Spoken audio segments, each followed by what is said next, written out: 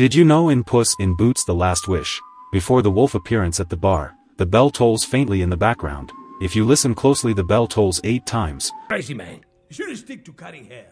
Last call, Senor Boots. Another glass of cream.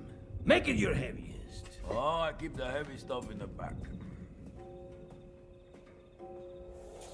The bells represent each of Puss' 8 lives he previously used up before Wolf appears to take his last. Did you know in Puss in Boots: The Last Wish, Goldilocks' dress starts off blue multicolored and eventually changes to brown to symbolize her character arc.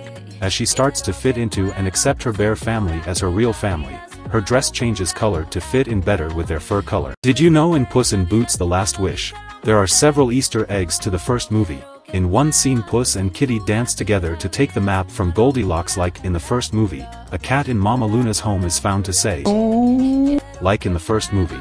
"Oh."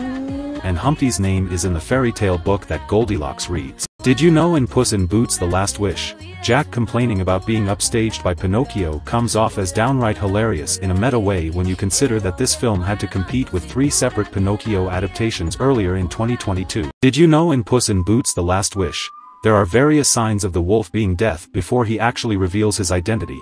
The wolf bears sickles and a hood, and a skull-shaped patch on his face. Skull motifs surround the wolf in his appearances. The wolf puts 2 coins over his eyes during Puss's getaway, which was an ancient Greek funerary practice. The title card for each of Puss's 8 deaths has the wolf on the border. At the bar, when Puss claims he slaps in the face of death, the wolf's claw scratches the bar surface in a moment of anger before he removes his cowl and shows his face to Puss. Did you know in Puss in Boots: The Last Wish, when the bears break into Jack Horner's house, Baby crashes through the window and smashes another window that has a vanity portrayal of Jack Horner.